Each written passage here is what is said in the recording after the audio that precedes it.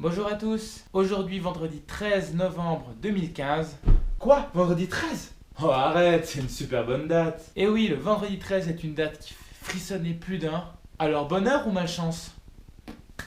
Telle est la question, et je vais y répondre tout de suite.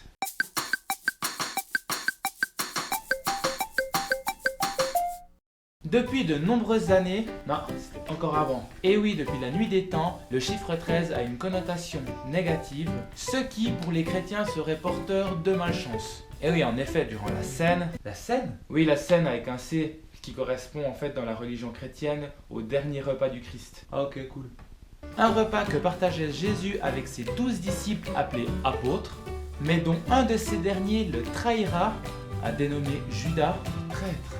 Une trahison qui mènera le petit Jésus non pas dans sa crèche, mais directement à sa mort.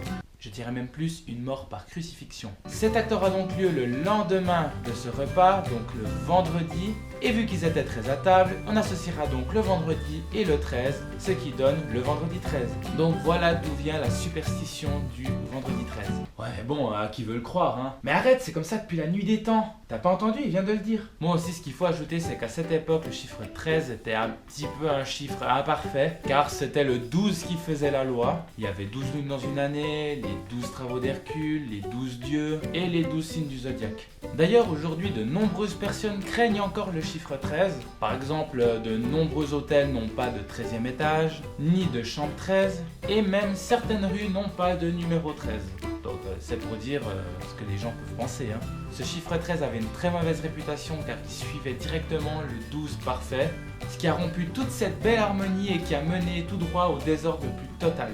Et il y a même une phobie qui s'est révélée autour de ce chiffre, la triskaidekaphobie. Littéralement la phobie du chiffre 13. D'ailleurs, le célèbre écrivain Stephen King a révélé une fois qu'il souffrait de cette phobie. Je sais pas. C'est comme ça. Peut-être qu'il n'y a pas de page 13 non plus dans son livre. Mais bon, attention. Je ne suis pas en train de faire de discrimination auprès du chiffre 13. Et oui, pour certaines personnes, le vendredi 13 sera porteur de chance, car tout simplement, il leur est arrivé quelque chose de fou dans leur vie. Enfin, un gros lot, une naissance. Ah bah tu vois. Et depuis 1991, ou 1991 pour les Français, la Française des Jeux a désigné le vendredi 13 comme le jour de la chance. Avec une cagnotte plus élevée que d'habitude, et comme quoi 3 fois plus de joueurs sont récompensés ce jour-là. Ouais, une stratégie pour encaisser plus d'argent forcément. Eh arrête, moi j'ai joué, hein. Ouais, c'est ce qu'il dit, tu t'es fait couillonner. Bon bah voilà, après moi ce que j'en pense c'est que je suis pas une personne superstitieuse. Après voilà, les gens ils jouent, alors comme le bon petit mouton que je suis, ben je joue.